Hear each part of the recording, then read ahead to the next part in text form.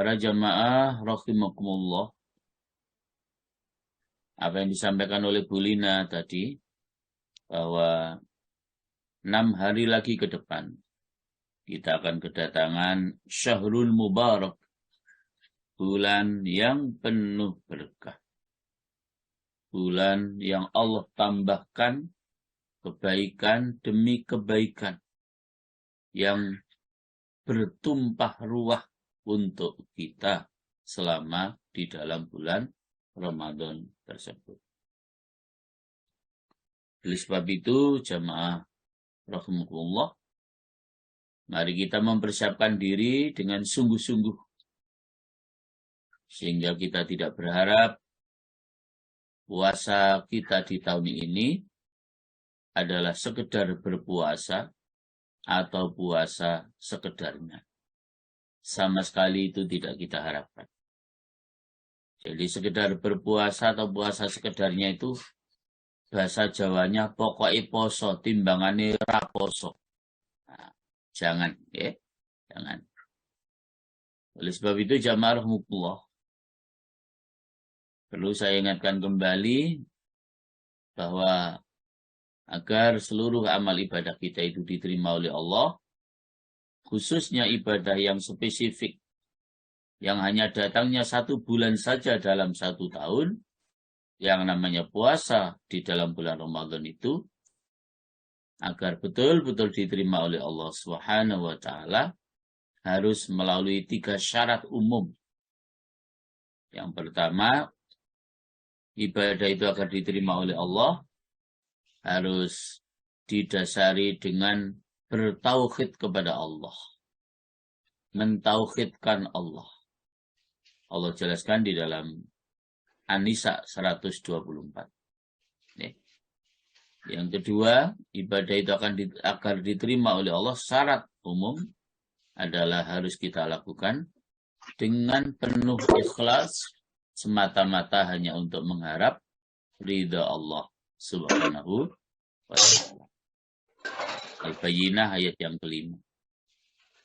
Karena itu sebuah hadis Rasulullah Shallallahu Alaihi Wasallam mengingatkan kita, man shoma Ramadhana imanan wa ihtisaban, ghufira lahu ma taqaddama min dhanbi.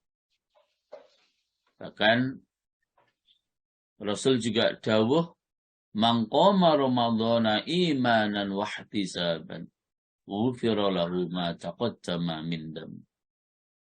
Barang siapa yang berpuasa karena Allah, semata-mata hanya karena mengharap ridha Allah, maka Allah akan hapuskan dosa-dosa kita yang telah lalu. Demikian pula barang siapa yang qiyamu Ramadan, mendirikan sholat tarawih ya, dengan dasar ikhlas karena Allah, maka Allah akan ampuni dosa-dosa kita yang telah lalu. Jadi sebab Allah mengampuni dosa kita karena puasa yang kita lakukan, Allah mengampuni dosa kita karena qiyamu Ramadan, salat tarawih yang kita lakukan, adalah karena kita lakukan dengan ikhlas.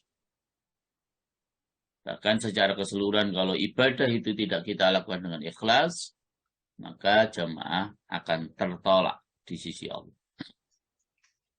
Yang ketiga jamaah, syarat agar ibadah kita diterima oleh Allah, syarat umum, ibadah itu harus sesuai dengan petunjuk Al-Quran dan petunjuk hadis Rasulullah Muhammad Sallallahu Alaihi Wasallam, adalah berdasarkan Al-Hasyr ayat yang ke-7. Itulah syarat umum agar ibadah kita diterima oleh Allah, khususnya ibadah yang hanya 1 bulan saja dalam 1 tahun, yaitu ibadah puasa selama di dalam bulan Ramadan. Karena itu jamaah mohon betul-betul kita siapkan ya, dengan persiapan yang matang, ya, dengan persiapan yang benar-benar siap, ya, Agar khususnya, sekali lagi, puasa kita bukan sekedar berpuasa atau bukan puasa sekedarnya, tapi puasa yang benar-benar diterima oleh Allah Subhanahu wa Ta'ala. Ada 4 persiapan jamaah yang harus panjenengan siapkan mulai sekarang, mumpung masih 6 hari lagi. Ya. Yang pertama, siapkan mental atau niat, sehingga tidak ada di antara kita nanti yang merasa berat begitu Ramadan datang untuk melaksanakan perintah Allah yang namanya puasa itu, karena memang kita sudah siap mental. Ya. Siap mental. Sudah kita siapkan niat kita. Yang kedua, para jamaah, siapkan kesehatan. Ya. Jadi sehat itu bukan karena terbebas dari rasa cacat, dari rasa sakit dan cacat saja, tidak. Tapi sehat itu adalah kondisi yang stabil antara aspek jasmani, rohani, sosial, dan lingkungan di mana kita berada. Itulah sehat menurut Islam. Jadi kondisi yang stabil antara aspek jasmani, rohani, sosial, dan lingkungan di mana kita berada. Orang yang sehat itu jamaah, orang yang bisa melakukan aktivitas apapun dengan sempurna karena sehat. Kalau sudah dalam kondisi tidak sehat, maka menjadi kurang sempurna aktivitas yang kita lakukan. Harusnya sholat wajib itu dengan berdiri, hanya karena tidak sehat, maka menjadi dengan duduk. Dan begitu seterusnya. Harusnya kita bisa melaksanakan puasa dengan sempurna, tapi menjadi tidak berpuasa karena tidak sehat. Maka siapkan kesehatan. Justru di saat jenengan sudah niat puasa dengan ikhlas, Rasul justru dawuh, sumu tasihu. Berpuasalah kalian semua, maka kalian akan sehat. Ya. Jadi dengan kita berpuasa, kita akan sehat, kata Rasul. Yang ketiga jemaah, persiapan yang ketiga, siapkan ilmunya. Ya.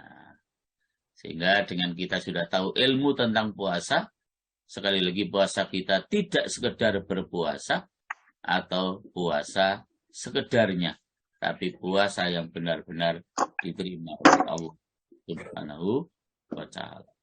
Apa saja rukunnya puasa, apa saja sunnah-sunnah puasa, apa saja hal-hal yang membatalkan puasa, apa saja hal-hal yang membatalkan pahala puasa. Puasanya sah tapi pahalanya habis, pahalanya hilang. Ya. Apa saja yang harus kita hindarkan makruh-makruh saat kita berpuasa. Apa saja amaliyah-amaliyah yang harus kita lakukan selama di dalam bulan Ramadan. Sangat penting ilmu dalam rangka menyempurnakan ibadah kita kepada Allah Subhanahu wa Ta'ala. Karenanya di dalam kitab Matan Zubat itu dijelaskan, wa kullu man bi ghairi ilmin ya'malu a'maluhu mardudatun la tuqbalu. Siapa saja yang beramal, yang beribadah, yang tidak didasari dengan ilmu, maka ibadah itu marduda, tertolak, la tuqbalu, dan tidak akan diterima oleh Allah Subhanahu wa Ta'ala. Ya, makanya kewajiban mencari ilmu itu adalah minal mahdi ila lahdi, sepanjang hayat. Karena memang begitu banyak ilmu Allah, ilmu Rasulullah SAW yang harus kita ketahui. Syarat atau persiapan yang keempat jamaah, siapkan dananya, dana, uang. Ya. Kenapa? Ya di dalam Ramadan itu memang yang pertama adalah banyak sekali kebutuhan-kebutuhan yang kadang-kadang tidak kita lakukan di luar bulan Ramadan. Dan bahkan hal yang pokok. Kenapa harus disiapkan dana? Karena bersamaan dengan perintah kita harus melakukan puasa itu, sekaligus para jamaah, kita juga diperintahkan untuk mengeluarkan zakat fitrah. Ya. Jadi sekaligus satu paket antara perintah puasa dan kita juga diperintahkan untuk mengeluarkan zakat fitrah. Bukan zakat mal ya. Kalau zakat mal tidak harus di dalam bulan Ramadan. Tapi kenapa para jamaah kenyataannya kok banyak orang mengeluarkan zakat mal di dalam bulan Ramadan? Karena mengambil keberkahan, keistimewaan, kemuliaan apa yang ada di dalam bulan suci Ramadan. Sehingga banyak orang mengeluarkan zakatnya juga di dalam bulan Ramadan. Zakat mal di dalam bulan Ramadan. Padahal sekali lagi zakat mal itu tidak harus kita keluarkan di dalam bulan Ramadan. Sangat berbeda dengan zakat fitrah.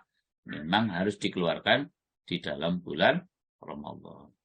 Karena kalau zakat mal itu jamaah syaratnya 2. 1, ada syarat haul telah dimiliki minimal 1 tahun. Yang kedua syaratnya nisab.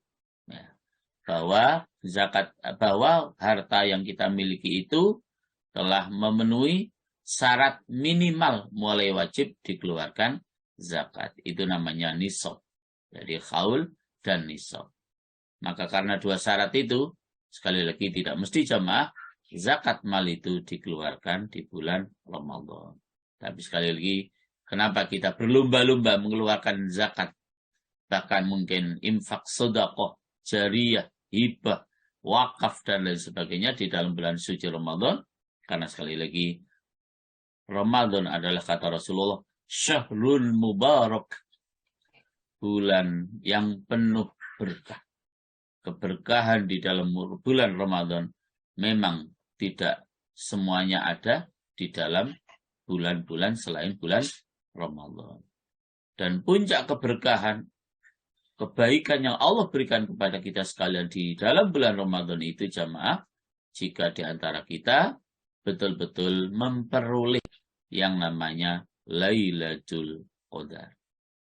Jangan bisa bayangkan, sekali dapat Lailatul Qadar, saya mengistilahkan usia kita tertutup, dicatat oleh malaikat hanya untuk beribadah. Karena sekali dapat Lailatul Qadar, kita dihitung seperti ibadah selama 83 tahun lamanya hanya untuk ibadah. Maka saya istilahkan, usia kita tertutup hanya dicatat oleh malaikat untuk ibadah selama hidup. Itu jika baru dapat sekali. Kalau dapat 2 kali. Kalau kita dapat 10 kali. Sama dengan kita hidup selama 830 tahun hanya untuk ibadah. Inilah para jamaah, kemurahan yang Allah berikan kepada kita sebagai umat Rasulullah Sallallahu Alaihi Wasallam, di mana seakan-akan Allah dawuh, wahai umat Islam, tidak mengapa secara kuantitas usiamu pendek, enggak mengapa. 60, 70, 80, 90 tahun, enggak mengapa. Tapi yang penting kata Allah, prestasi dan nilai ibadahmu jangan mau ketinggalan dengan ibadahnya umat-umat terdahulu yang memang mereka usianya ratusan tahun. Nabi Nuh saja Allah jelaskan 1000 dikurangi 50. Jadi usianya 950 tahun. Kita tidak mungkin berusia sepanjang itu, tetapi sangat mungkin kita punya nilai dan prestasi ibadah seperti usianya Nabi Nuh 950 tahun. Dengan cara raih dan perolehlah malam yang paling istimewa di dalam bulan Ramadan yang namanya Lailatul Qadar. Bapak Ibu, sudah banyak disampaikan oleh ustadz-ustadz yang lain tentang persiapan Ramadan. Ya, tetapi juga tidak ada salahnya jika sedikit saya juga ingin urun rembuk untuk lebih mempersiapkan diri dalam menyambut datangnya bulan suci Ramadan. Semoga betul-betul bulan yang Rasul sebutkan Syahrul Mubarak, bulan yang penuh berkah, betul-betul keberkahan daripada bulan suci Ramadan itu dapat kita raih dan kita peroleh. Di antara salah satu yang terkait dengan kajian kita pagi hari ini adalah jagalah lisan, ya. Jagalah lisan, khususnya selama dalam bulan Ramadan. Karena 5 hal yang jika salah satu kita lakukan, puasa kita seperti yang Rasul dawuhkan, rubba sha'imin laisa lahu min siyamihi ilal ju' wal atash. Banyak, tidak sedikit, banyak orang yang berpuasa, tetapi dengan puasanya mereka tidak mendapatkan apa-apa kecuali mendapatkan rasa lapar dan dahaga. Kenapa? Karena kita tidak pandai menjaga lisan. Ya, jadi karena kita tidak pandai menjaga lisan. Selama puasa kita masih al-ghidbu, berbicara bohong. Selama puasa kita masih al-ghibatu, ngerasani, menggunjing, mengumpat. Selama puasa kita masih an-namimatu, mengadu domba. Selama puasa kita masih al-yaminul ghamus, bersumpah palsu. Selama puasa kita masih an-nadru bisyahwatin, melihat lawan jenis dengan nafsu. 1 di antara 5 hal jika kita lakukan, khususnya pekerjaan yang paling banyak, pekerjaan lisan kita, maka menjadilah puasa kita seperti yang Rasul dawuhkan, rubba sha'imin laisa lahu min siyamihi ilal ju' wal atash. Banyak orang berpuasa, tetapi dengan puasanya mereka tidak mendapatkan apa-apa kecuali mendapatkan rasa lapar dan dahaga. Na'udzubillah, tsumma na'udzubillah min dzalik. Maka jamaah, jaga lisan. Okay? Jaga lisan. Dan bahaya lisan yang ke-18 adalah memuji. Okay? Jadi, memuji. Itu salah satu bahaya lisan yang ke-18. Jadi jamaah rahimakumullah, memuji itu dilarang pada sebagian tempat. Ya. Kenapa kok dilarang? Karena orang yang memuji, ya, atau orang yang dipuji itu telah memasuki 6 bahaya. Jadi orang yang memuji dan orang yang dipuji itu memasuki 6 bahaya. 6 bahaya itu jamaah. 4 bahaya pada orang yang memuji dan 2 bahaya pada orang yang dipuji. Jadi 4 bahaya untuk orang yang memuji dan 2 bahaya untuk orang yang dipuji. 4 bahaya untuk orang yang memuji. Yang pertama jamaah, bahwa ia kadang-kadang melebihi batas dalam memuji. Lalu sampai kepada dusta. Nah, jadi jamaah, yang terjadi kita memuji seseorang itu kadang-kadang melebihi batas. Karena melebihi batas dalam memuji, akhirnya timbullah dusta dari lisan kita. Karena harusnya hanya kita puji dalam tingkatan misalnya C. Ya, tapi kita bilang, Anda B. Anda itu A, top markotop. Disitulah timbul kebohongan kita. Disitulah timbul dusta kita dalam memuji itu. Jika kita memujinya berlebihan. Jadi, hati-hati. Bahaya yang pertama bagi orang yang memuji adalah ada dusta. Karena kita berlebihan di dalam memujinya. Itu bahaya yang pertama untuk orang yang memuji. Ya, untuk orang yang memuji. Yang kedua para jamaah, bahaya orang yang memuji yang kedua. Bahwa kadang-kadang dimasuki oleh riya. Karena dengan memuji, ia melahirkan cinta. Sedang ia kadang-kadang tidak menyembunyikan cinta itu. Dan tidak meyakini semua apa yang dikatakannya. Maka dengan demikian, ia menjadi orang-orang yang riya dan orang-orang munafik. Jadi, kadang-kadang bahaya yang kedua, kita ya dimasuki saat memuji itu dimasuki oleh riya.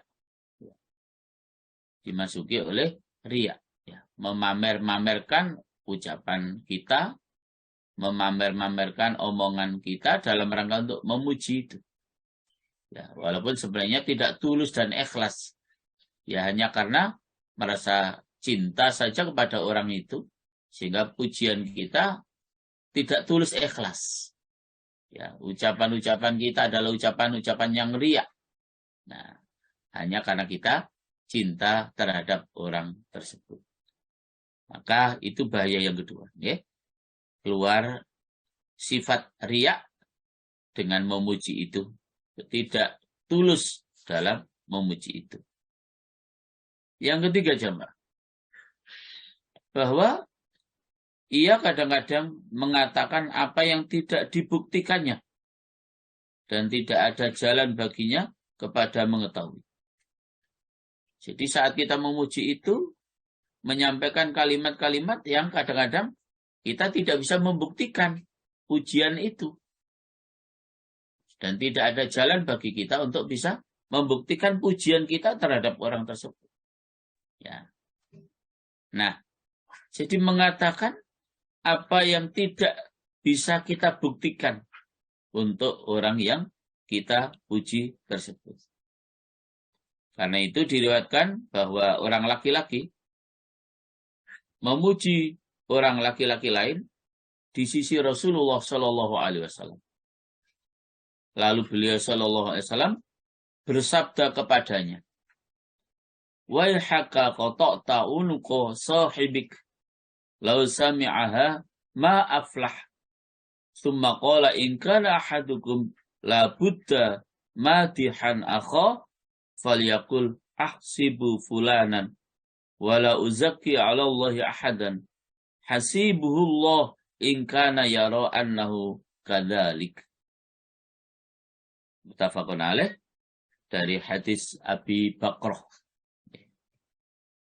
Ketika ada seorang laki-laki yang memuji orang laki-laki lain di sisi Rasulullah, Rasulullah langsung dawuh begini jamaah, celaka kamu. Kamu memotong leher temanmu seandainya mendengarnya. Niscaya ia tidak bahagia atau tidak suka. Kemudian beliau bersabda, jika seseorang dari kamu tidak boleh tidak untuk memuji temannya, artinya kita harus memuji teman kita, ya. Dalam situasi-situasi tertentu, tidak mungkin kita tidak memuji teman kita, maka hendaklah ia berkata, saya menyangka si fulan dan saya tidak mensucikan seseorang atas Allah. Cukup baginya Allah jika dia melihat bahwasanya dia seperti yang demikian itu. Artinya jemaah, kalau kita ini memuji seseorang yang sesungguhnya orang itu tidak demikian, itu bahasa hadis sama dengan kita memotong leher teman kita. Ya. Memalukan. Ya. Andai kata orang itu yang kita puji itu tahu perkataan kita sampai seperti itu justru memalukan. Ya.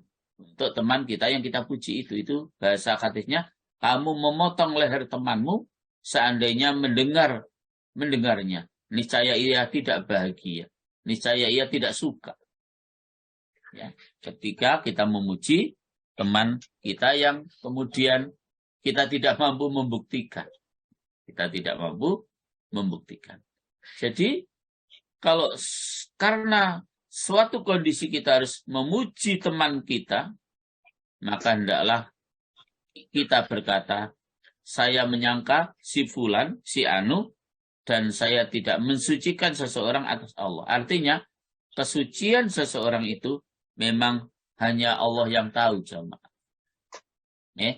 Kita bisa saja melihat secara lahiriah, sepertinya orang itu suci, tapi belum tentu suci menurut Allah. Belum tentu suci menurut Allah. Karena itu, ini harus betul-betul kita jaga, jangan sampai kemudian kita mengatakan apa yang kita tidak dapat membuktikan, mengatakan dengan pujian apa yang tidak dapat kita buktikan. Bapak Ibu rahimakumullah, sahabat Umar radhiyallahu an mendengar seorang laki-laki memuji orang laki-laki yang lain. Lalu sahabat Umar bertanya kepada orang laki-laki yang memuji orang laki-laki yang lain tadi itu, apakah kamu pernah bepergian bersamanya? Laki-laki itu menjawab, tidak. Umar bertanya lagi, apakah kamu bergaul dengannya dalam jual beli dan kerjasama? Laki-laki itu menjawab, tidak. Umar bertanya lagi, apakah kamu tetangganya di waktu pagi dan sore? Laki-laki itu menjawab, tidak.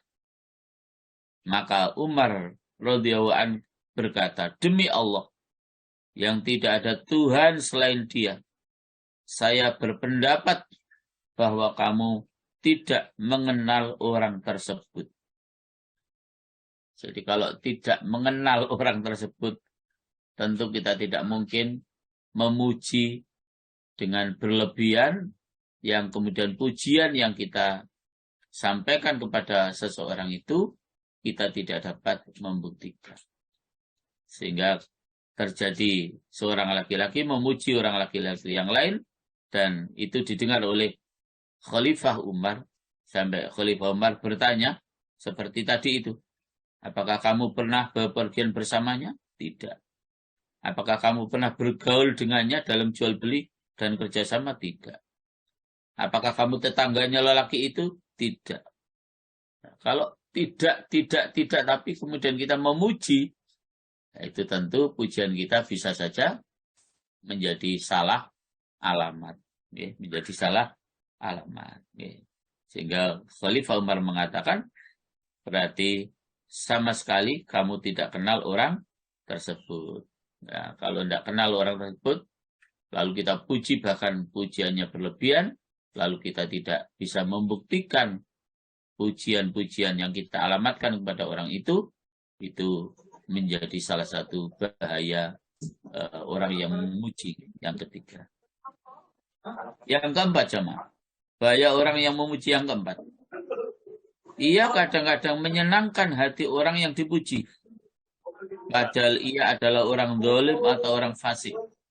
Nah, jadi jemaah, bahaya yang keempat, pujian kita itu sekedar menyenangkan hati orang yang kita puji. Padahal orang yang kita puji itu orang yang zalim atau bahkan orang fasik. Orang yang selalu berbuat dan bertindak yang merusak syariat Islam. Orang yang selalu berbuat fasik. Ketika kita memuji untuk menyenangkan hati orang yang kita puji, padahal dia adalah orang yang zalim atau orang yang fasik, maka jemaah, kita diingatkan dalam hadis, innallaha ta'ala yaghdabu idza mudihal fasik. Sesungguhnya Allah Ta'ala murka apabila orang fasik itu dipuji. Jadi Allah akan marah, Allah akan murka jika orang fasik itu dipuji. Orang fasik, orang zalim itu jemaah tidak boleh dipuji menurut hadis ini. Allah akan menjadi murka, Allah akan menjadi marah. Kalau kita sekedar memuji, menyenangkan hati orang itu, dan ternyata orang yang kita puji adalah orang zalim atau orang yang fasik. Allah akan murka kepada kita sekalian. Bapak Ibu rahmatullah. Adapun orang yang dipuji, ya, tadi yang memuji, sekarang orang yang dipuji, maka pujian itu membawa bahaya-bahaya baginya dari dua segi. Ya. Jadi kalau yang memuji 4 bahaya, kalau yang dipuji itu mendapatkan 2 bahaya. Apa saja 2 bahaya yang ada pada orang yang kita puji? Yang pertama, jemaah, bahwa pujian itu menimbulkan kesombongan dan kebanggaan diri pada orang yang dipuji itu, dan keduanya adalah sifat yang membinasakan. Ya. Jadi bisa saja jemaah, orang yang dipuji itu kemudian timbul kesombongan. Ya. Timbul kebanggaan dirinya. Jadi kalau bahasa Jawanya, aku kok ya. Jadi begitu jadinya. Karena pujian seseorang. Sehingga bilang, aku kok. Nah gitu. Saya ya pasti paling top lah. Wong saya kok. Ya. Jadi menjadi sebab menimbulkan kesombongan. Menimbulkan kebanggaan diri. Padahal sifat sombong itu jamaah hanya milik Allah Subhanahu wa ta'ala. Al-kibriya'u lillah. Jadi sombong itu hanya punya Allah. Pantas kalau Allah itu sombong. Ya, karena memang Allah adalah zat yang maha segala-galanya. Lah kita ini jamaah mengangkat diri sendiri saja tidak bisa. Ya, mengangkat diri sendiri aja tidak bisa. Apa yang kita sombongkan? Ya, sama sekali tidak pantas. Walaupun barangkali kita diberikan kemuliaan oleh Allah, diberikan kelebihan oleh Allah, tetap saja kita harus tawadhu dalam hidup ini. Tidak boleh kita menyombongkan diri. Ya, tidak boleh kita menyombongkan diri. Dan itu bisa berakibat karena kita dipuji oleh orang lain. Sehingga timbul sombong, timbul membanggakan diri. Dalam sebuah kisah, Al-Hasan radhiyallahu an pernah berkata bahwa Khalifah Umar radhiyallahu an duduk-duduk dan di dekatnya ada cemetri. Ya, ada tongkat cemetri. Sedang manusia di sekitarnya, tiba-tiba Al-Jarud bin Al-Mundhir datang. Lalu seseorang berkata kepada Al-Jarud bin Al-Mundhir itu, orang ini adalah kepala suku Robi'ah. Jadi orang ini adalah kepala suku Robi'ah. Maka perkataan itu didengar oleh Khalifah Umar radhiyallahu an dan orang yang di sekitarnya, dan didengar pula oleh Al-Jarud bin Mundhir tadi. Ketika Al-Jarud dekat dengan Khalifah Umar radhiyallahu an, maka Khalifah Umar memukulnya dengan cemeti, langsung dipukul tak Al-Jarud tadi oleh Khalifah Umar. Maka Al-Jarud bertanya, kok tahu-tahu saya dipukul oleh Khalifah Umar? Al-Jarud bertanya, apa yang terjadi antara saya dan kamu, wahai Amirul Mukminin? Khalifah Umar menjawab, apa yang terjadi di antara saya dengan engkau? Apakah kamu tidak mendengar perkataan tadi? Al-Jarud menjawab, saya mendengarnya. Lalu apa? Umar menjawab, saya takut bahwa sesuatu dari perkataan itu bercampur dengan hatimu, lalu saya ingin menundukkan kepalamu. Masya Allah. Jadi sampai sedemikian hati-hati, ya jamaah, agar tidak sampai orang itu timbul kesombongan karena pujian seseorang, sehingga orang tadi, Al-Jarud tadi dipukul oleh Khalifah Umar dengan cemeti, sehingga biar tidak timbul tadi, karena dikatakan bahwa dia adalah kepala suku Robi'ah. Nah, itu kan sudah menjadi bangga. Biar tidak timbul kebanggaan, kesombongan, dipukul oleh Khalifah Umar. Ya, itu dalam rangka untuk menundukkan hatinya, biar tidak timbul kesombongan karena dipuji oleh orang lain. Ya, dipuji sebagai kepala suku Robi'ah tadi. Nah, jadi sampai sehati-hati itu jamaah, biar tidak sampai timbul kesombongan karena dipuji oleh orang lain. Sampai sehati-hati itu Khalifah Umar. Ya. Itu jamaah. Bahaya yang kedua bagi orang dipuji, ya, bahwa apabila dipuji dengan kebaikan, maka ia merasa senang dengan kebaikan itu.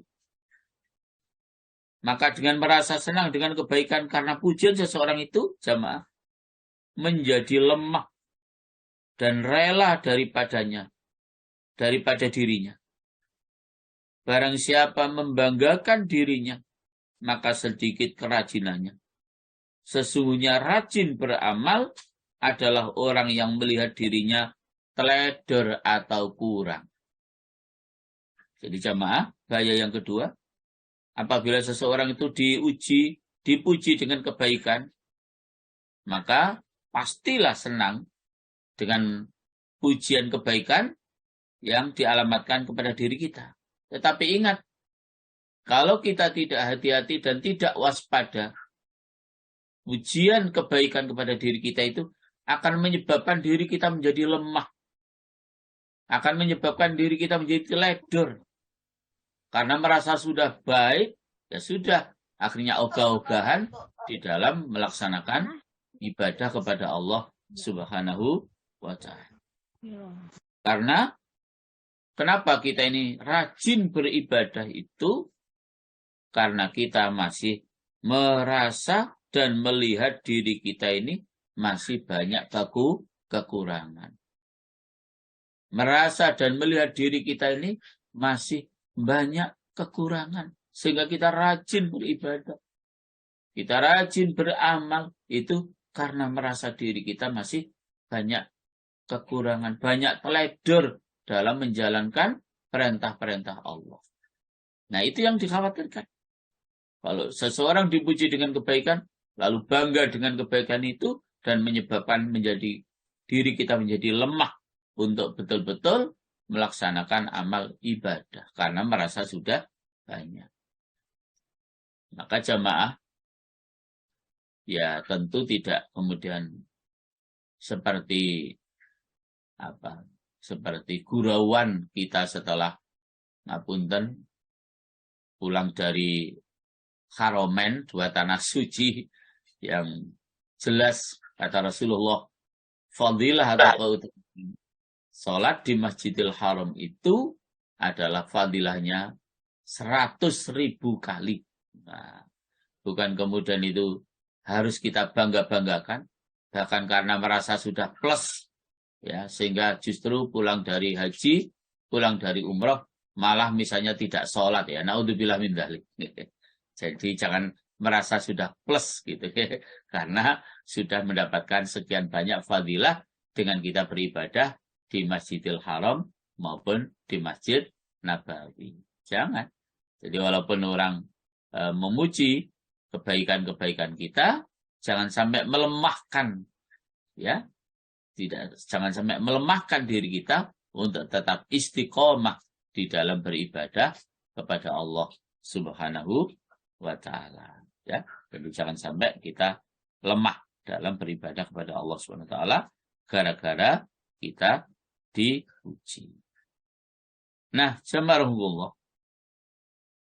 memang boleh kita ini memuji dengan ikhlas, ya, dengan ikhlas, dan kita ini memuji seseorang karena kita memang tahu orang itu begini, dan seterusnya.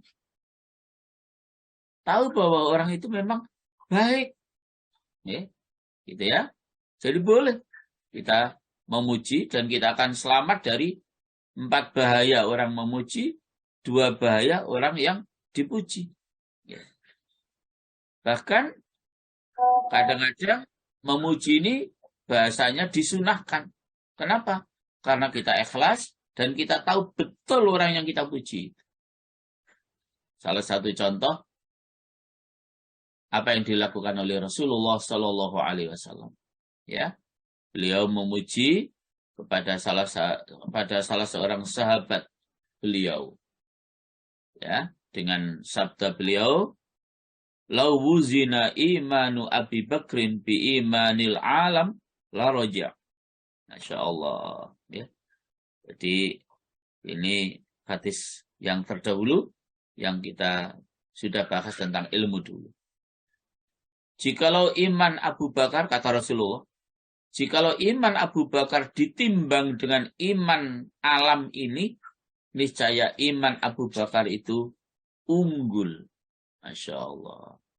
Nah, kalau yang dawuh begini ini Rasulullah jamaah tahu persis nah, bagaimana keimanan Abu Bakar itu. Karena Rasulullah itu bukan sekedar mampu melihat hal-hal yang dohir, ya, tetapi beliau mampu melihat hal-hal yang batin. Tahu persis memang keimanan Abu Bakar itu luar biasa. Dan pujian yang Rasul sampaikan kepada sahabat Abu Bakar itu dengan tulus ikhlas, dan beliau tahu memang begitu tingkatan keimanan sahabat Abu Bakar As-Siddiq. Sehingga sampai beliau mengatakan bahwa jikalau iman Abu Bakar itu ditimbang dengan iman alam ini, niscaya iman Abu Bakar itu unggul. Lebih bagus imannya. Masya Allah. Karena memang beliau tahu tentang hal-hal yang batin. Bukan sekedar tahu hal-hal yang zahir. Makanya kepada sahabat Umar bin Khattab, Rasulullah Shallallahu Alaihi Wasallam beliau juga dawuh, "Laulam uba'ats la bu'itha ya Umar." Kata Rasulullah jamaah, seandainya aku tidak diutus, Rasulullah dawuh gitu jamaah. Seandainya aku tidak diutus, niscaya kamu diutus, hai Umar. Masya Allah. Ini karena menunjukkan kehebatan Khalifah Umar atau sahabat Umar. Sehingga sampai Rasul mengatakan, andai kata saya ini tidak diutus, maka kamu yang diutus. Ya. Jadi boleh dibahasakan, andai kata saya ini tidak diangkat oleh Allah jadi Rasul, maka kamu Umar yang akan diangkat oleh Allah menjadi Rasul. Itu karena tulus ikhlas pujian Rasul kepada sahabat-sahabat beliau. Dan memang apa yang diucapkan beliau itu benar adanya. Bukan kemudian bahasa Surabayanya awu-awu, bukan. Ya, tentang Abu Bakar, tentang umat, tentang sahabat-sahabat yang lain. Itu beliau tahu persis. Ya, kualitas keimanannya, kualitas ibadahnya, prestasi ibadahnya, beliau tahu persis. Ya, apa yang ada pada diri para sahabat-sahabat Rasulullah Sallallahu Alaihi Wasallam. Ya. Jazakumullah. Ya. Bahwa sampai beliau dawuh juga jamaah, ana sayyidu waladi adama wala fakhru. Ya. Aku adalah pemimpin anak Adam dan tidak ada kesombongan. Maksudnya jamaah, tidaklah aku mengatakan ini karena menyombongkan diri. Sebagaimana yang dimaksudkan oleh manusia dengan pujian atas dirinya. Jadi Rasulullah tidaklah mengatakan seperti itu karena menyombongkan diri, enggak. Ya. Jadi soal kemudian kita sebagai umatnya ini mengagung-agungkan Rasulullah, ya silakan. Tapi ketika beliau itu diagung-agungkan seperti itu, tidak pernah timbul dari diri beliau kemudian sombong. Karena diagung-agungkan, karena dipuji-puji. Tidak menimbulkan atau tidak menyebabkan kemudian Rasulullah itu menjadi sombong. Sehingga dikatakan, aku adalah pemimpin anak Adam dan tidak ada kesombongan. Allahu Akbar. Jadi penghulunya seluruh umat manusia, mulai dari Nabiullah Adam alaihissalam sampai nanti manusia yang terakhir adalah Rasulullah Muhammad sallallahu alaihi wasallam. Sehingga Bapak Ibu para jamaah, setinggi apapun pujian kita terhadap beliau, ya, sekali lagi, setinggi apapun pujian kita terhadap beliau, tidak menyebabkan beliau sombong. Ya, tidak menyebabkan beliau bangga diri. Ya. Sehingga jamaah, tidak apa-apa. Kita mengagung-agungkan beliau, kita memuji-muji beliau, karena beliau dengan kita agungkan itu tidak akan menjadi sebab beliau sombong, membanggakan diri. Nah, kalau kita kan tidak. Kalau kita ini dipuji-puji, pasti akan menjadi sebab timbulnya kesombongan, menjadi timbulnya membanggakan diri. Nah, itu bedanya kita dengan Rasulullah Sallallahu Alaihi Wasallam. Sallallahu Alaihi Wasallam. Walaupun kemudian tetap saja beliau memberikan batasan-batasan di dalam memuji diri beliau. Sehingga dalam sebuah hadis dijelaskan, la tud'uruni kama atratin nasara Isa bin Maryam fayaqulu ana Abdullah wa Rasul. Janganlah kalian semua mengagungkan saya, memuliakan saya, kata Rasulullah, sebagaimana orang-orang Nasrani mengagungkan Isa bin Maryam. Ya, jadi sampai berlebihan karena dianggap Tuhan. Jadi Rasulullah tetap memberikan petunjuk dan batasan. Janganlah engkau mengagungkan saya sebagaimana orang-orang Nasrani mengagungkan Isa bin Maryam. Tapi katakanlah bahwa saya ini adalah hamba Allah. Sekaligus bahwa saya ini adalah utusan Allah. Ya, utusan Allah. Jadi tetap beliau juga tidak mau diagung-agungkan dengan berlebihan, walaupun beliau punya prestasi dan kualitas diri yang luar biasa yang tidak dimiliki oleh orang-orang lain selain beliau. Masya Allah, ya. Jadi kalau dulu sudah pernah saya sampaikan, apa saja pangkat dan status yang Allah sandangkan kepada diri beliau, mulai dari seorang hamba biasa, lalu diangkat menjadi seorang nabi, diangkat menjadi seorang rasul, diangkat lagi menjadi rasul ulul azmi, ditambah lagi bahwa beliau adalah khuluqin azim, orang yang memiliki budi pekerti yang sangat agung, ditambah lagi dengan pangkat uswatun hasanah, sebagai suri tauladan yang baik, diangkat lagi oleh Allah derajatnya dan pangkatnya menjadi rahmatan lil alamin. Diangkat lagi pangkatnya oleh Allah menjadi rasul seluruh makhluk Allah. Bahkan diangkat lagi pangkatnya oleh Allah sebagai khataman nabiyyin, penutup para nabi. Walaupun demikian banyak pangkat jabatan keistimewaan yang beliau ada pada diri beliau, yang Allah berikan kepada diri beliau, tidak pernah menyebabkan beliau kemudian menjadi sombong, membanggakan diri. Itulah Rasulullah Sallallahu Alaihi Wasallam, menjadi penghulunya seluruh makhluk Allah Subhanahu wa Ta'ala. Tetapi beliau tetap tidak sombong, beliau tetap baik, beliau tetap menjadi hamba yang tawadhu, yang rendah diri, menjadi hamba yang sangat hati-hati dalam hidup. Bapak Ibu rahimahullah, ketahuilah bahwa atas orang yang dipuji harus sangat menjaga diri dari bahaya sombong, bangga diri, dan bahaya kelemahan.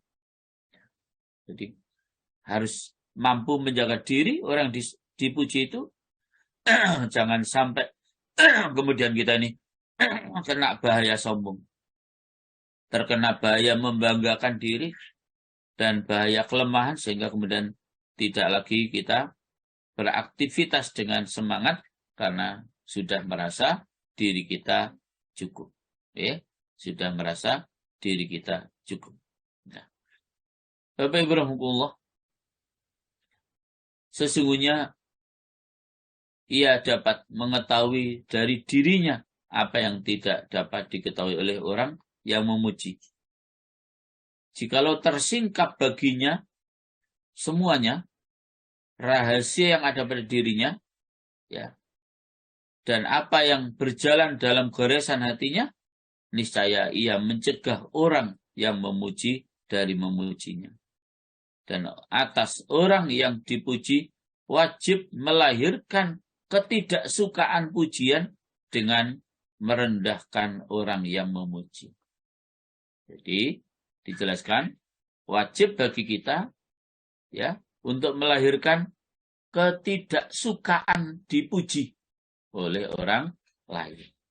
Bahkan harus dengan juga merendahkan orang yang memuji kita. Sehingga dalam sebuah hadis yang diriwayatkan oleh Imam Abu Dawud dan An-Nasai dengan sanad yang sahih, Rasulullah dawuh begini jamaah, "Ukhsuru turaba fi wujuhil madikhin." Taburkanlah debu pada muka orang yang suka memuji. Nah, jadi sampai taburkanlah debu kepada muka orang yang suka memuji. Itu yang dimaksud, kita harus menjaga diri jangan sampai kemudian suka dipuji. Orang yang memuji juga harus kita rendahkan. Kita tabur wajahnya dengan debu biar tidak suka-suka memuji saja. Ya, itu namanya direndahkan, ya. Orang yang memuji juga harus kita rendahkan biar tidak suka memuji-muji. Bapak Ibu rahimahullah.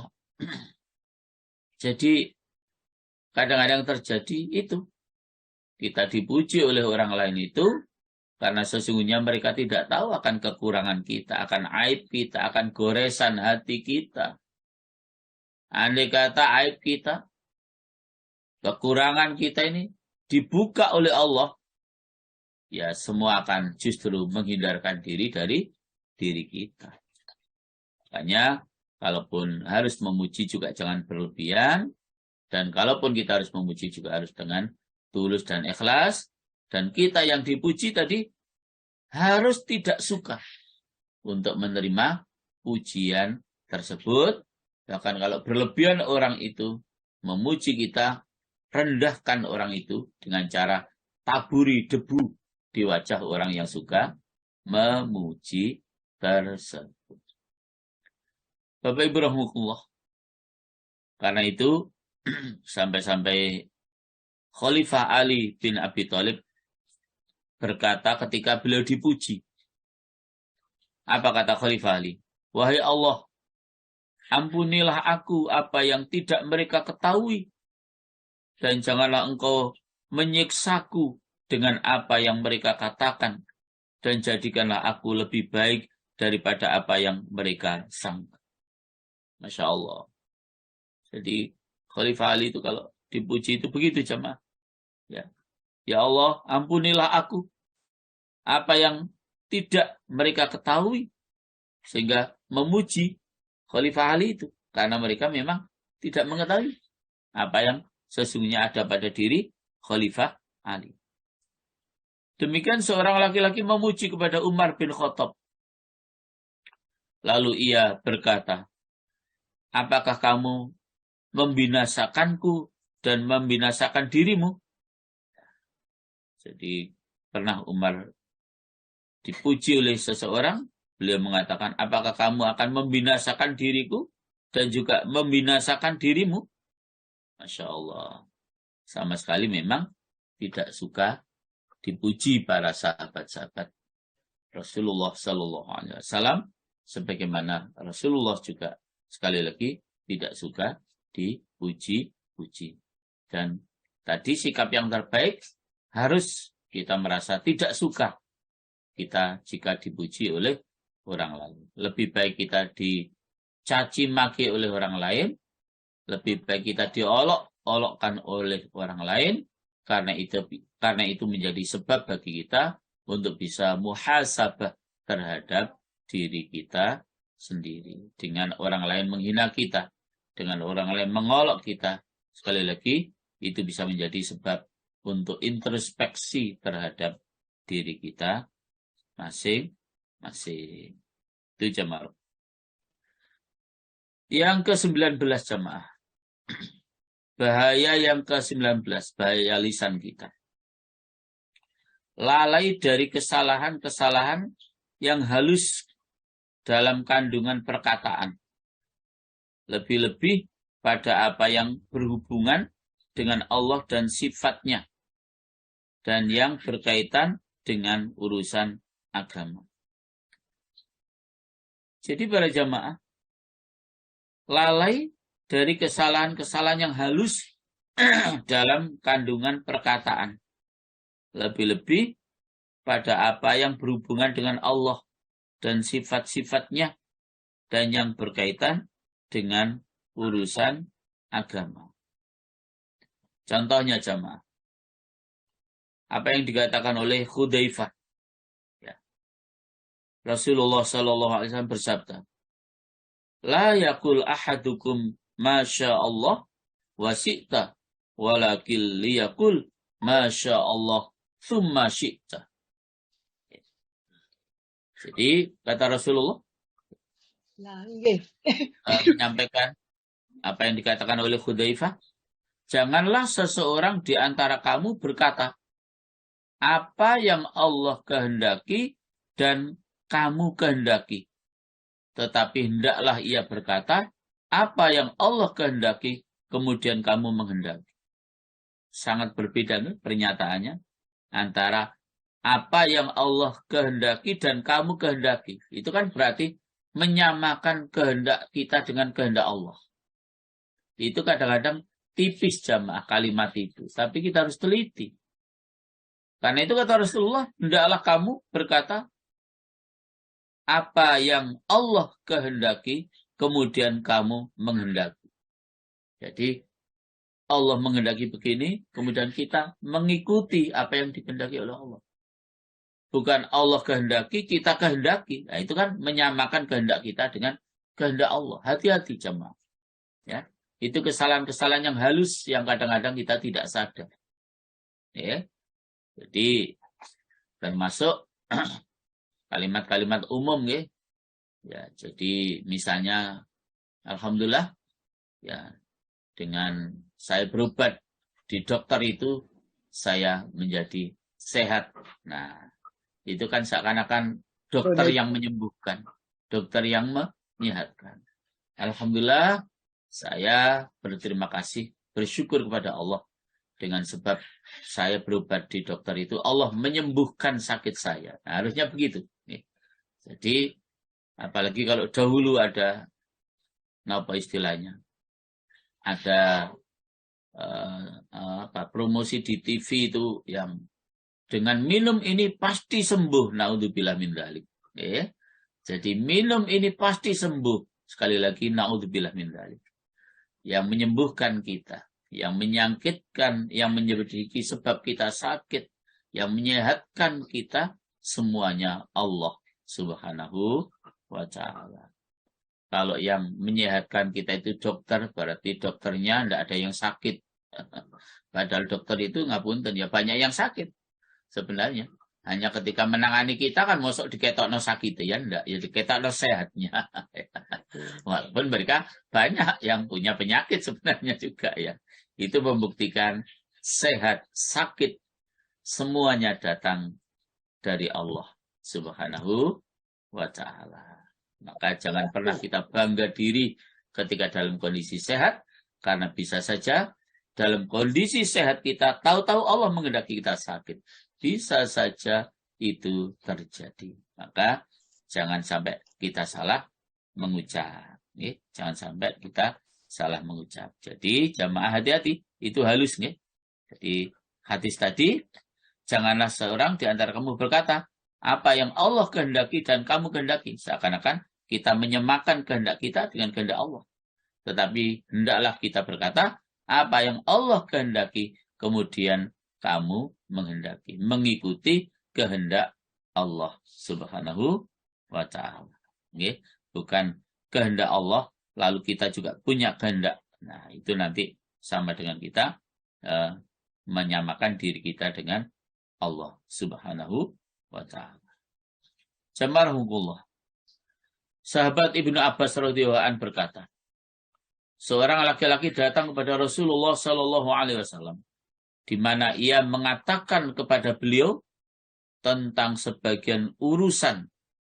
Laki-laki itu berkata, apa yang Allah kehendaki dan engkau kehendaki. Nah, jadi orang laki-laki itu mengatakan kepada Rasulullah, apa yang Allah kehendaki dan engkau kehendaki. Maka Rasulullah Shallallahu Alaihi Wasallam kemudian bersabda, aja'altani lillahi adilan bal masya Allah wahda. Jadi jamaah, orang laki-laki itu langsung ditegur oleh beliau. Apakah kamu jadikan aku sebanding dengan Allah? Bahkan apa yang Allah yang esa kehendaki. Jadi kalau mengatakan kehendak Allah dan kehendak engkau Muhammad, Rasulullah marah karena seakan-akan beliau dibandingkan dengan Allah. Beliau disandingkan dengan Allah. Beliau sangat marah. Bahwa yang punya kehendak adalah hanya Allah subhanahu wa ta'ala.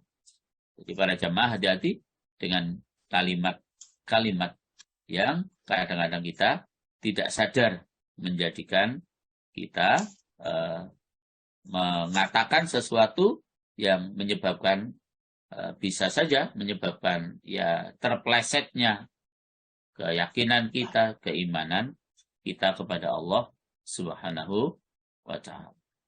Jadi juga tidak boleh seperti perkataan yang disampaikan oleh Ibrahim, a'udzubillahi wa bik. Saya berlindung kepada Allah dan kepadamu. Nah, tidak boleh. Yang diperbolehkan adalah berkata, a'udzubillahi tsumma bik.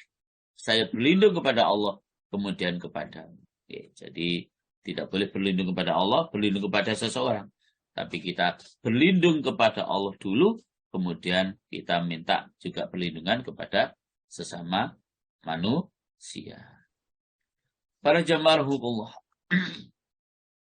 Karena itu, secara keseluruhan para jamaah, kita diingatkan oleh Rasulullah Shallallahu Alaihi Wasallam dalam hadis muttafaqun alaih dari hadis sahabat Abu Hurairah, beliau dawuh, innallaha yanhaakum an tahlifu bi abaikum man kana halifan falyahlif billahi aw liyasmut. Kata beliau jamaah, sesungguhnya Allah mencegah kamu bersumpah dengan nama-nama ayahmu. Barang siapa bersumpah, maka hendaklah ia bersumpah dengan nama Allah atau hendaklah ia diam. Atau hendaklah ia diam. Jadi jamaah, lebih baik kita diam daripada kita bersumpah dengan menggunakan nama-nama orang tua kita. Itu lebih baik diam, dan diam dengan tidak mengatakan perkataan-perkataan yang seperti yang sudah saya sampaikan tadi itu lebih selamat sama. Lebih selamat. Lebih selamat. Oleh karena itu jamarahumullah, dalam hadis yang disampaikan oleh Imam Abu Hurairah, ia berkata, Rasulullah Shallallahu Alaihi Wasallam beliau bersabda, la yaqulanna ahadukum abdi wala amati, kullukum abidullah wa kullu nisaikum amatullah wal yaqul gulami wa jarati wa fataya wa fatati wa la yaqulul mamluk rabbi wa la rabbati wal yaqul sayyidi wa sayyidati wa kullukum abidullah war rabbu subhanahu wa ta'ala. Kata Rasulullah jemaah, janganlah seseorang di antara kamu mengucapkan abdi atau hambaku dan amati, hamba perempuanku, budak laki-laki, budak perempuan gitu ya maksudnya. Karena kamu sekalian adalah hamba-hamba Allah dan wanita kamu sekalian adalah amat-amat Allah. Dan hendaklah ia berkata, gulami, budakku, jariyati, budak perempuanku, fataya, anak mudaku, dan fatati, anak mudiku. Dan seorang budak yang dimiliki tidak boleh mengatakan Robbi, pemilikku laki-laki, dan Robbati, pemilikku perempuan. Tapi hendaklah ia berkata, Sayyidi, tuanku yang laki-laki, dan Sayyidati, tuanku yang perempuan. Kenapa?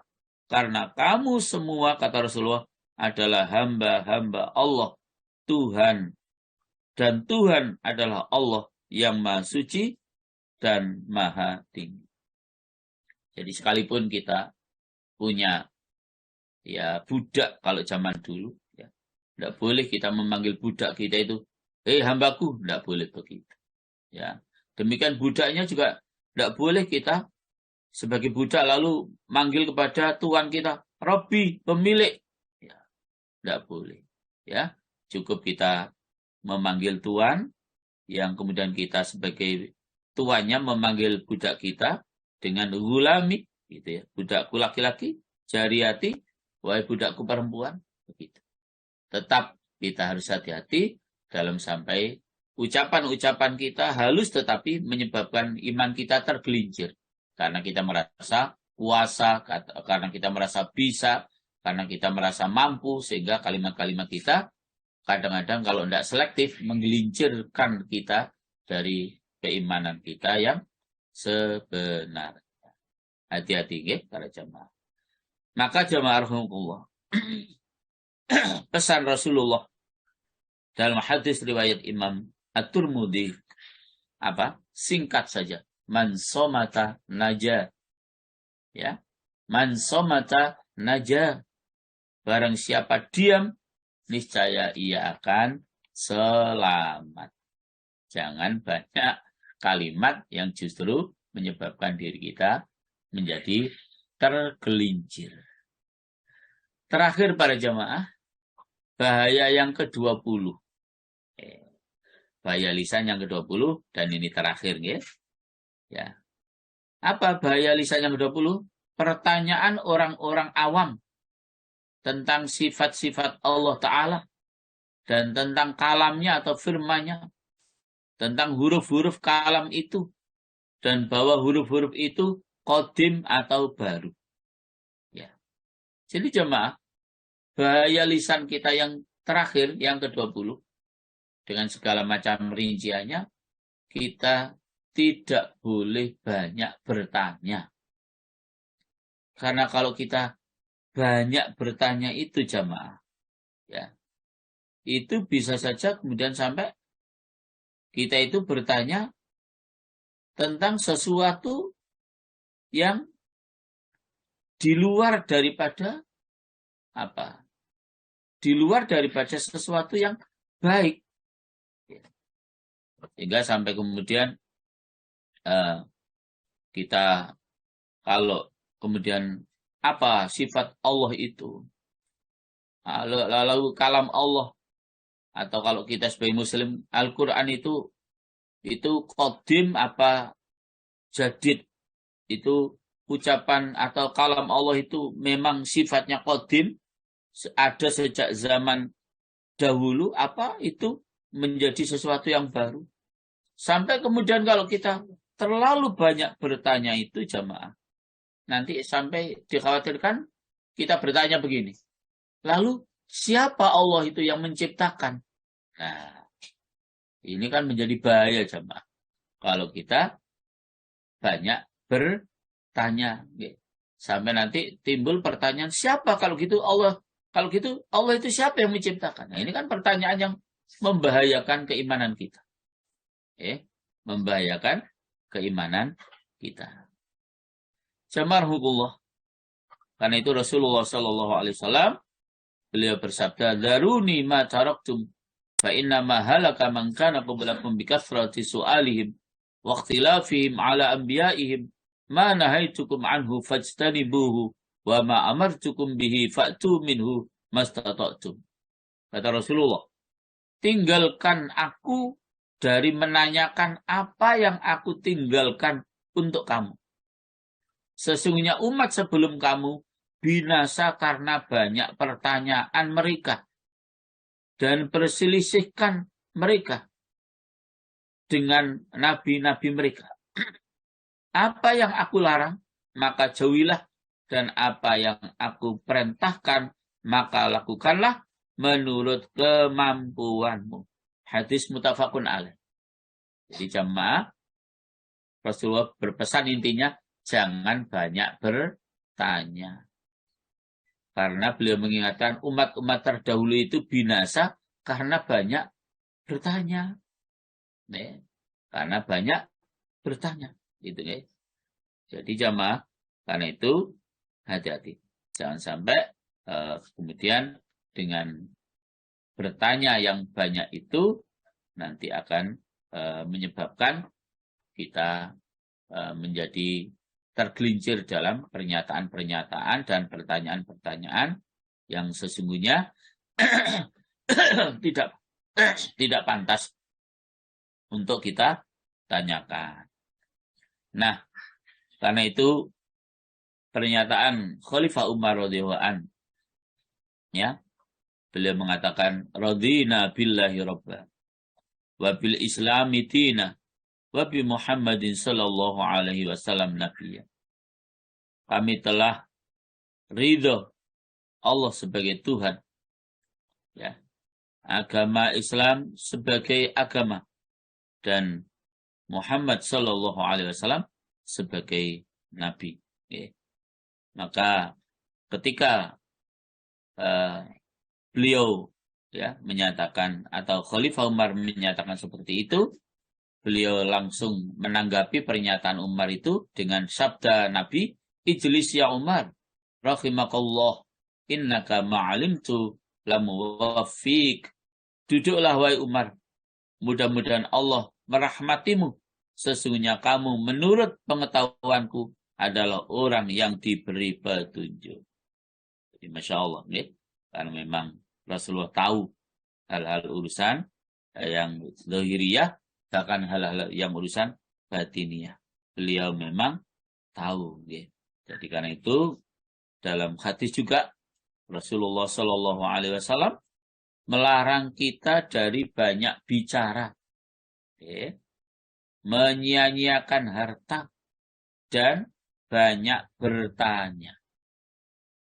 Ya, sebagaimana hadis muttafaqun alaih dari sahabat Abu Hurairah, Rasulullah dawuh, yusikun nas yatasa'aluna hatta yaqulu qad khalaqallahu al-khalq faman khalaqallah fa idza qala dzalika faqulu qul huwallahu ahad Allahus samad hatta takhtimus surah thumma liyasful ahadukum an yasarihi thalathan wal yasta'id billahi minasyaitonir rajim. Kata Rasulullah jemaah, hampir-hampir manusia bertanya-tanya sehingga mereka berkata, sesungguhnya Allah telah menciptakan makhluk.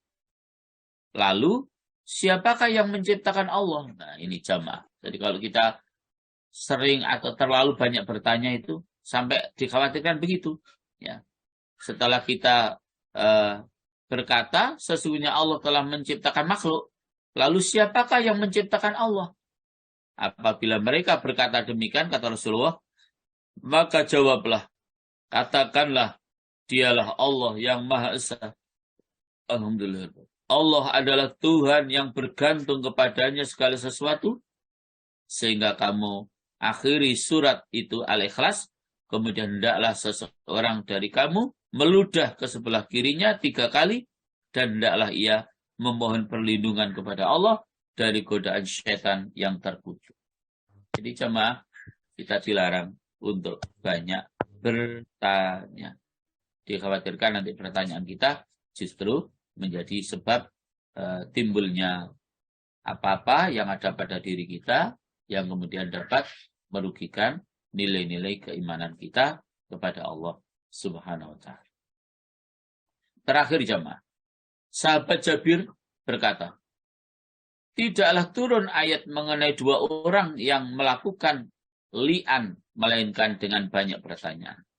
Li'an itu apa? Suami menuduh istrinya berzina. Itu li'an. Jadi tidak turun ayat itu kecuali karena banyak pertanyaan. Akhirnya turunlah ayat li'an. Nah, dalam cerita Nabi Musa dan Nabi Khidir alaihissalam, terdapat peringatan tentang larangan bertanya sebelum tiba waktu berhak bertanya, karena Nabi Khidir alaihissalam bersabda, "Fa'init taba'tani fala tas'alni an syai'in hatta ukhtitha laka minhu dzikra." Surat Al-Kahfi ayat yang ke-70 ya. Bu Lina bisa membaca artinya Al-Kahfi ayat 70? Oke, Ustaz. A'udzubillahi minasyaitonirrajim. Bismillahirrahmanirrahim. Dia berkata, jika engkau mengikutiku, maka janganlah engkau menanyakan kepadaku tentang sesuatu apapun, sampai aku menerangkannya kepadamu. Baik. Ketika Nabi Musa alaihissalam bertanya tentang perahu, maka Nabi Khidir ingkar kepadanya. Sehingga Nabi Musa alaihissalam minta maaf dan kemudian berkata, La tu'akhidni bima nasitu wa la turhiqni min amri usra. Ayat 73 Bulina. Dia Musa berkata, janganlah engkau menghukum aku karena kelupaanku, dan janganlah engkau membebani aku dengan sesuatu kesulitan dalam urusanku. Nah, ketika Nabi Musa alaihissalam tidak sabar, sehingga ia bertanya yang ketiga kalinya, maka Nabi Khidir bersabda, Hada firaku baini wa bainik, ila akhir ayat 78, Bulina. Dia berkata, inilah perpisahan antara aku dengan engkau. Aku akan memberikan penjelasan kepadamu atas perbuatan yang engkau tidak mampu sabar terhadapnya. Baik, Bapak Ibu.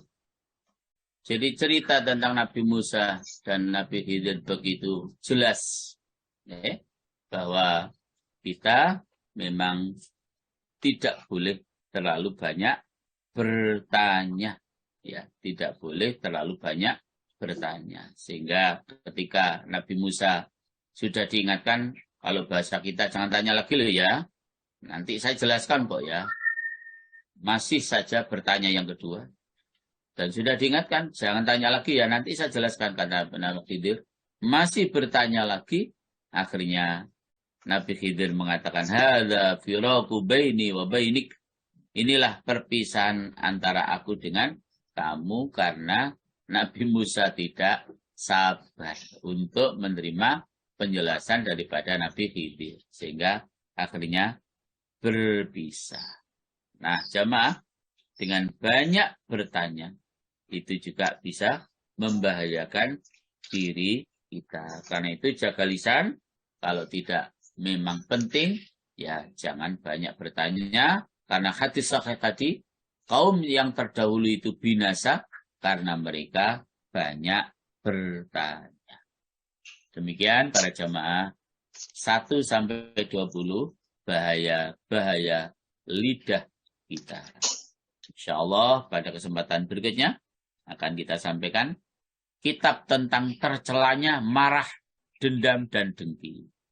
Gimana tercelanya marah, dendam, dan dengki itu sehingga kita bisa terhindar. Terima kasih. Saya kembalikan kepada Bu Lina. Monggo Bu Lina.